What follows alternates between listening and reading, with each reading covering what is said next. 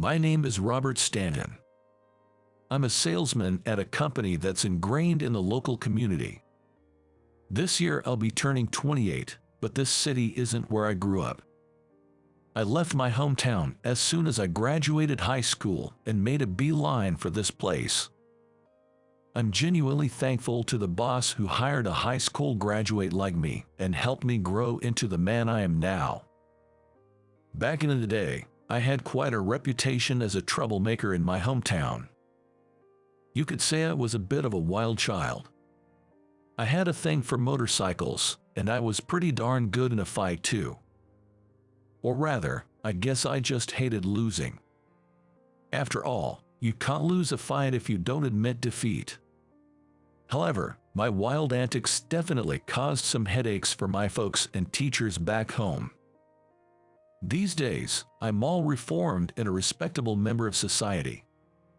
I don't go back to my hometown, but each time I reach out, I can tell my parents breathe a little easier.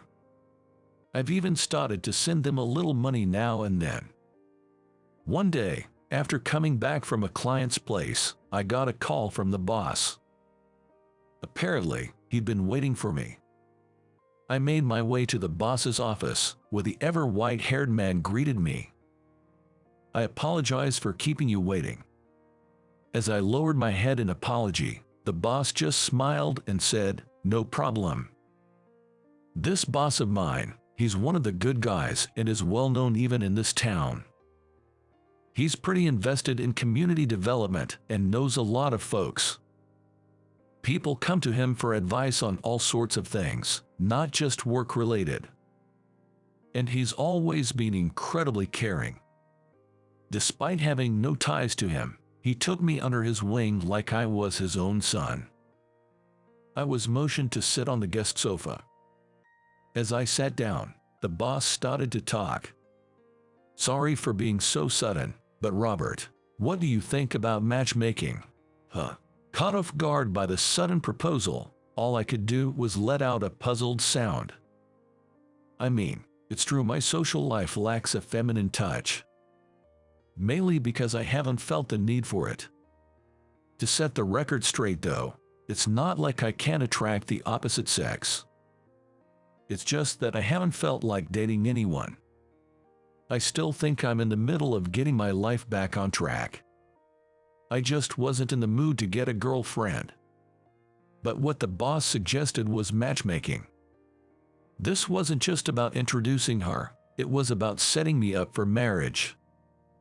Moreover, the introduction came from the boss, who was my benefactor. I felt anxious, wondering if there was any way out for me.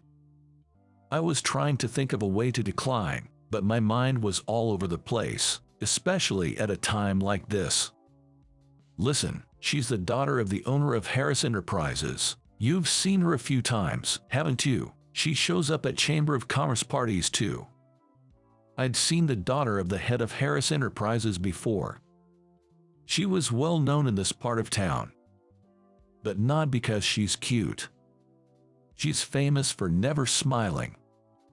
It sounds good to call her a cool beauty, but she has zero sociability. Her beautiful eyes and well-proportioned face stood out even at the Chamber of Commerce parties. I'd always been friendly with the Harris Enterprises and the boss, and I wondered if maybe the boss couldn't refuse them. "She is about the same age as you." The president said he wanted me to introduce a good young man, and Robert, your face immediately came to mind. He handed over the marriage interview photo with a smile. When I opened the old-fashioned marriage interview photo, there was the daughter of the Harris Enterprises boss, dressed in a formal dress, sitting with a composed look on her face. She was definitely pretty and cute, but I thought I wouldn't like such an unsociable woman. I have my ideals too. A homey, cute girl with a smile. I like girls who eat well. The girl in the photo doesn't look like she eats at all. She looks so out of this world that I thought she might be eating mist or something. I think I'm not worthy. I tried desperately to decline with a non-committal phrase. "What do you mean? Are you saying my eyes are clouded? There's no one more suitable than you, is there? The boss showed no signs of backing down. In the end, I was overruled by the boss's "why don't you at least meet her?" and I agreed to the marriage interview. Seeing the boss's happy face, I started to feel a pain in my stomach. The date for the marriage interview was set immediately, and I bought a new suit with the money the boss gave me. I wanted to decline the suit, but the boss told me not to destroy his reputation, so I ended up buying a new one. So, on the day of the marriage interview, I entered a high-class restaurant in a brand new suit. I had a sharp pain in my stomach from nervousness since morning. I hadn't told my parents about the marriage interview because I planned to decline somehow. The boss was sitting with me as a substitute for my parents. After a while of sitting, the landlady of the restaurant showed up. And with the landlady announcement that your party has arrived, the face of Harris Enterprises boss appeared. And behind the president, his daughter in a formal dress follows. Seeing her up close, she had skin like porcelain and a beauty that was somehow out of this world. I was taken aback. "Sorry to keep you waiting. This is my daughter. Her name is Nora." President Harris introduces her. She slightly retracted her chin and nodded to me. Of course, there was no smile on her face. Rather, I was startled by the sharpness of her gaze when she quietly looked at me. In the end, the marriage interview was just the bosses talking while we focused on eating. It was a very uncomfortable space. The meal was finally over with the dessert, and the two bosses left the table together, saying now it's up to the young people. It's a common sight at marriage interviews. As soon as the two of them left, the girl who had been silent until now opened her mouth. "Do you want to get married?" Her sudden aggressiveness made me momentarily angry. Who talks like that? Always take the fight if it's offered to you. That's how I've lived thus far. If someone's spoiling for a fight, I won't back down either. Her icy gaze stabbed at me, clearly pissed off at my attitude.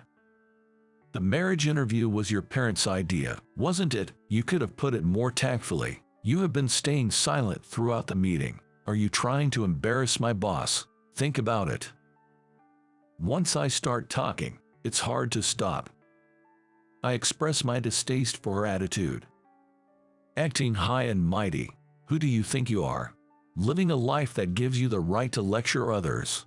We both seem to have confrontational personalities.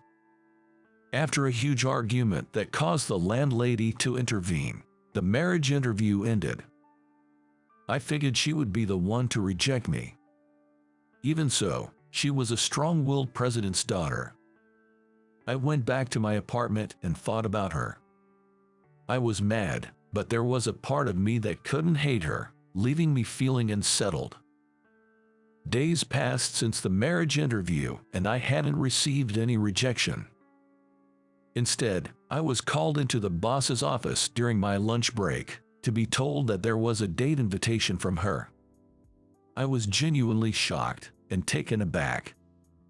After such a huge fight, her not rejecting me was surprising.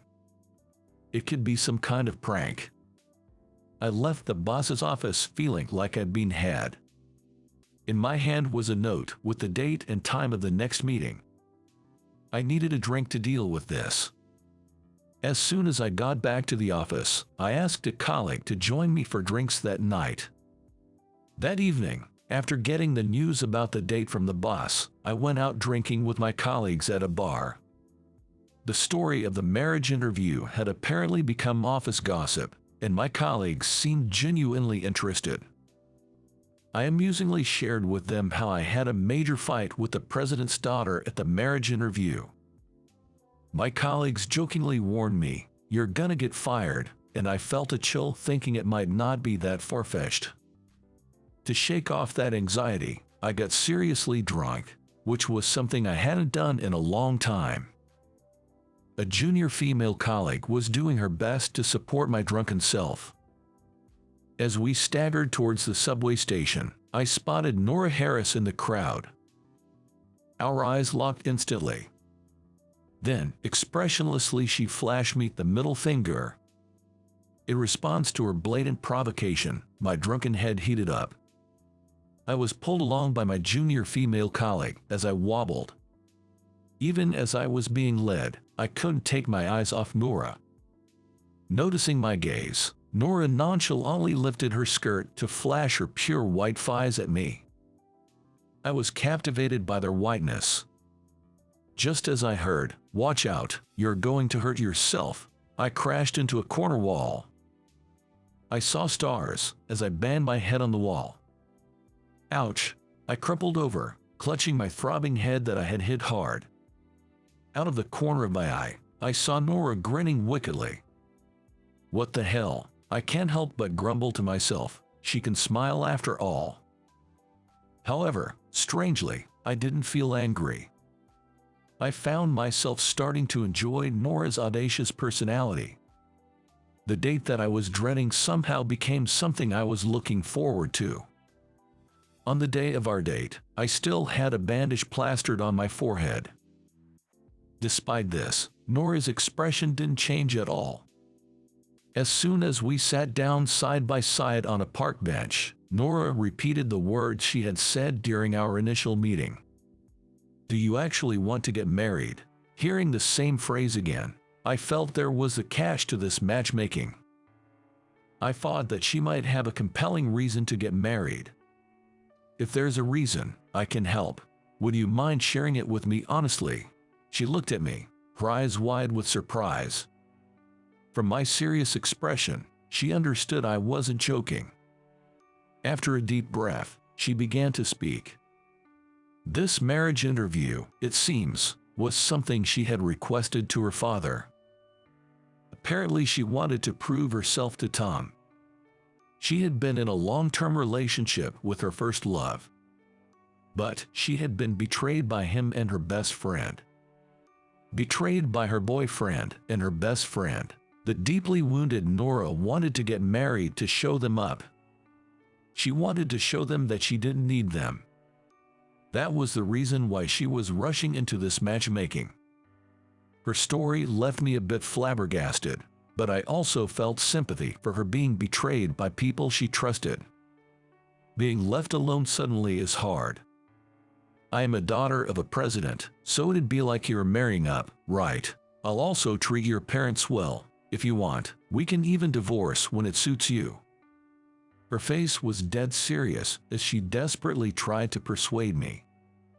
I guess she's this desperate because she still can't forget her first love. Suddenly, I find myself feeling a strange affection for her. So much for her cold beauty persona. Isn't she just a girl who can't forget her first love? I wouldn't mind going out of my way for her. After hearing her whole story, I found myself thinking like that. All right, I'll do it. Let's get married. At my response, her face lit up. Thank you.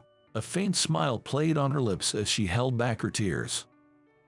The disbalance in her expression was so beautiful that I found myself at a loss for words. It just hit me how sudden moments that capture your heart can be. The talk of marriage moved ahead swiftly. After all, she, Nora, wanted to get married as soon as possible. When I reported my plans to marry to the boss, he was happier than when his own son got married. I want to pay a visit to your parents, she said. When I was about to start looking for a wedding venue, Nora said so with a serious face. I haven't been back to my hometown or my parents' house in a long time. For me, my hometown was a place I had essentially abandoned. Only embarrassing memories remain. I was a little afraid to take her back to such a place. I didn't want to deliberately show her parts of myself that I disliked. But she said, it's a necessary step, and wouldn't take no for an answer. In a way, she almost forcefully decided on my return home. When we actually got there, I was surprised to find everything looking so familiar. The family home I so disliked returning to now felt incredibly nostalgic. Seeing my parents again after a long time, they had aged more than I imagined and looked noticeably smaller. My mom teared up at the sight of me, and when I introduced Nora as my future wife, she sobbed. She was overwhelmed with joy. My silent dad also seemed happy about my return, albeit in his own quiet way. After the greeting with my parents, I took her to something she had insisted on seeing during our visit. I led her behind the family's barn.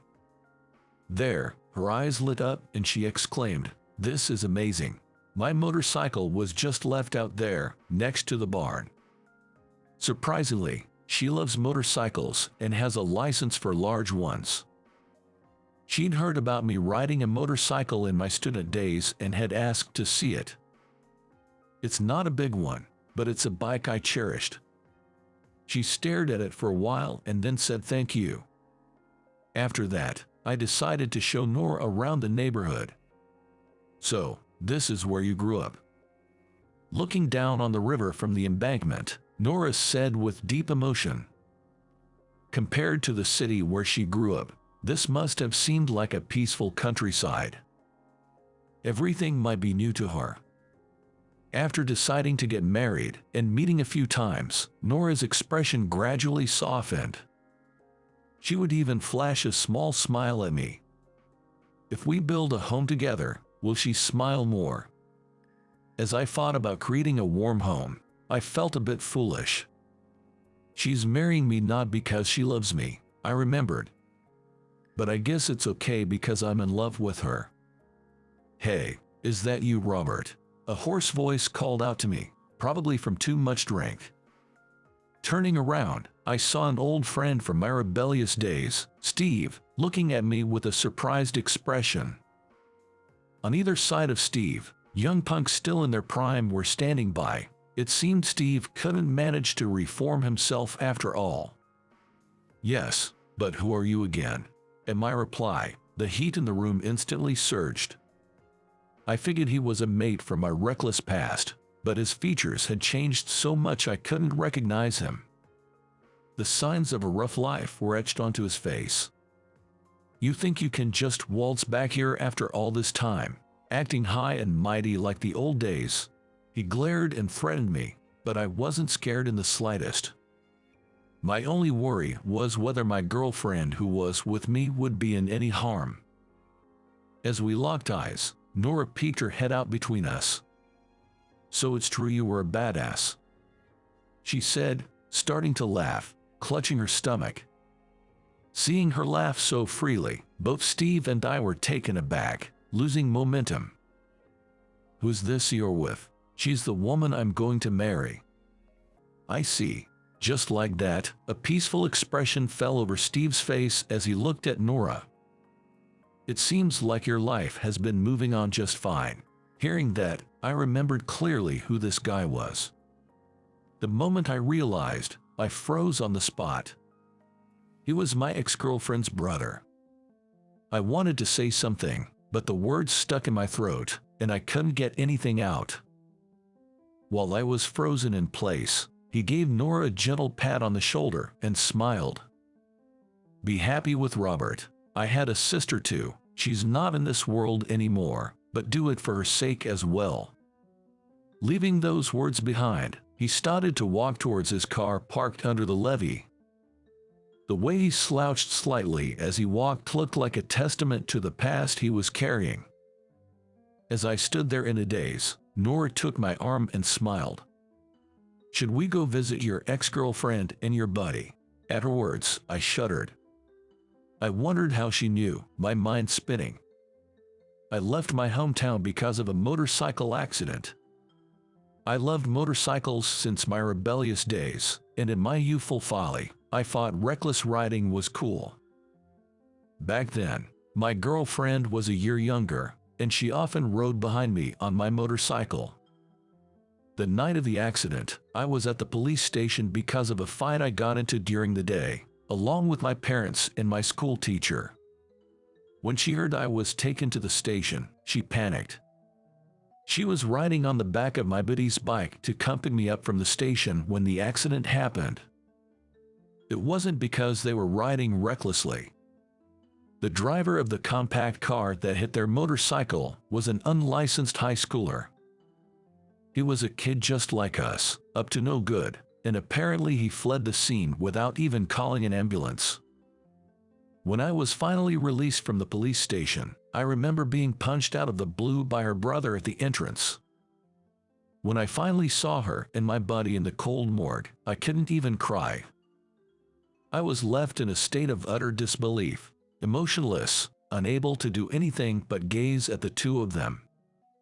Afterward, as soon as I graduated, I left my hometown. I left everything behind, including my home, to start afresh. To my surprise, Nora seemed to know all about this. My dad would have definitely looked into my potential match. She said with a hint of regret. It made me wonder, knowing all that, why she would agree to this matchmaking. Knowing my past, how did this match even happen? By all accounts, I was a nuisance, wasn't I? Did her father not consider the harm it could do to his daughter? Times change. My dad understands that, and so do I. She retorted, sounding a bit upset. I scratched my head, realizing the depth of Nora's father's understanding. Perhaps being raised by such a parent is what made Nora as compassionate as she is. Let me meet her and his best friend. For the first time, I visited the graves of my ex-girlfriend and best friend. Nora stood next to me, her hands folded in silent prayer. When I asked her what she'd been talking about, she said, I was informing them about our marriage, with a chuckle. I declared that I was taking Robert. With a serious face, Nora walked ahead, leaving me stunned. She turned back and reached out to me. I took her hand. We held hands for the first time. Her hand was slightly sweaty, perhaps from the nervousness. Her face was calm as always. When I gently swung our hands, she looked down and gave a small, shy smile. Her shy smile was endearing. I wished she could open up to me sooner. And so, we walked hand in hand down the Sunset Road, lost in thought. 6 months after greeting my parents, we were finally on the eve of our wedding. Nora was still a grad student and surprisingly, busier than I was with my job. You're free to do what you want on your last night as a bachelor, you know, Nora told me at the cafe we were meeting at. My coworkers had invited me for drinks, but I wasn't particularly excited about my last bachelor's night. I was a little worried that Nora might get cold feet at the last moment. Nora, unaware of my feelings, seemed slightly upset. I think she feels guilty for pushing me into this marriage. Ew, how awful. Nora's face fell as she raised her voice. Do you know them? It's my ex, Tom. As I turned to the entrance, I saw a man in a suit and a trendy-looking girl entering the cafe. When the man spotted Nora, a distasteful grin spread across his face. He walked straight over to our table. Long time no see. So, you're getting married, huh? He talked as if we were close, but his eyes weren't smiling. He was a good-looking guy, but there was a hint of danger about him. Tomorrow is our wedding. It's a small ceremony for my family only. This is Robert. He's going to be my husband. Nora introduced. I gave a slight bow and muttered a quick, hi. The man looked down at me as though I was something disgusting. The girl with him looked anxious. So, you're being shipped off to a husband so soon. Is this an arranged marriage, or just a move to get back at me? Pathetic. Despite his provocative words, her expression remained unchanged. She cast her eyes down, seemingly ignoring the man's harsh words. Even if Nora could shrug it off, I couldn't. I glared at the man from my seat. My attitude seemed to make him falter slightly. I don't know where he comes from, but I'm not about to be bested by some man who's probably never thrown a punch in his life. Are you trying to pick a fight with my wife, or with me? I don't back down from a fight, you know. What are you gonna do? So what if it's an arranged marriage? Nora is the woman I chose. She's too good for you. When I growled back, Tom's face went pale. Layla, who fell in love with Tom, pulled the man's sleeve and said in a low voice, "Stop it. Really? You're gonna marry this uncouth man? Don't expect to be happy." Tom spat out a petty parting shot, then hurried out of the cafe as though he was fleeing. Nora watched him go, her face stunned. Then she turned to look at me intently. I felt strangely uncomfortable under her gaze. Double what? Unable to endure Nora's scrutiny, I turned away. Ignoring my discomfort, she placed her hands on my cheeks and turned my face towards her. "Do you love me?" She looked deeply into my eyes and quietly asked the question. Caught off guard, I started to panic. My body temperature rose dramatically. At the same time, an irrational anger welled up in me. What a clueless woman. My words slipped out in embarrassed frustration. She frowned and gave my cheek a firm pinch. "Ouch, ouch, stop it. I just like you, okay? I never said you had to like me back." The pinching fingers finally released me, but my moment of relief was short-lived as she swiftly slapped both her hands on my cheeks. Why do I have to endure this? I glared at Nora, my eyes watering from the pain in my cheeks. How clueless can you be, you thick-headed man? Surprised by her sudden confession, I pinched my own cheek. I wanted to make sure I wasn't dreaming. My cheek did hurt, and she was standing in front of me, looking angry. And she seemed to be on the verge of tears. Making the bride cry the day before the wedding was unforgivable. I'm sorry, I apologize. I realized that I was the clueless one. She had been giving me signals all this time, and I had missed them. Nora stood there, her face pouting. Tomorrow, she would be standing next to me in a pure white wedding dress. I was glad I could confirm her feelings the day before our wedding. We might have our fair share of arguments, but we'd be a happy couple. Indeed, Nora and I were a perfect match.